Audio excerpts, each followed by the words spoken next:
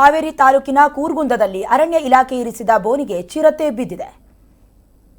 ಕೆಲ ದಿನಗಳಿಂದ ವಿಪರೀತವಾಗಿತ್ತು ಚಿರತೆಯ ಹಾವಳಿ.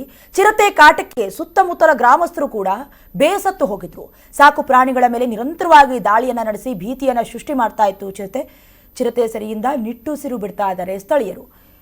ಅರಣ್ಯ ಇಲಾಖೆ ಬೋನನ್ನ ಇರಿಸಿತ್ತು ಚಿರತೆಯನ್ನ ಲಾಕ್ ಮಾಡೋದಕ್ಕೆ. ಹಾವೇರಿ ತಾಲೂಕಿನ ಕೂರ್ಗುಂದದಲ್ಲಿ ಕೆಲ ದಿನಗಳಿಂದ ವಿಪರೀತವಾಗಿ ಚಿರತೆಯ ಹಾವಳಿಯನ್ನ ಕೊಡ್ತಾ ಇತ್ತು. ಪದೇ ಪದೇ ಬರೋದು, ಕಾಡು ಅಂದ್ರೆ ಸಾಕು ಪ್ರಾಣಿಗಳ ಮೇಲೆ ಅಟ್ಯಾಕ್ ಮಾಡೋದು. ಇದರಿಂದ ಗ್ರಾಮಸ್ಥರು ಕೂಡ ಆತಂಕಕ್ಕೆ ಒಳಗಾಗಿದ್ರು. ಸಾಕು ಪ್ರಾಣಿಗಳ ಮೇಲೆ ದಾಳಿಯನ್ನ ಸೃಷ್ಟಿ ಮಾಡಿದ್ದಕ್ಕಾಗಿ ಕೆಲವೊಂದಷ್ಟು ಮನವಿಯನ್ನ ಕೂಡ ಸಲ್ಲಿಕೆ ಮಾಡಿದ್ರು ಅನ್ಸುತ್ತೆ.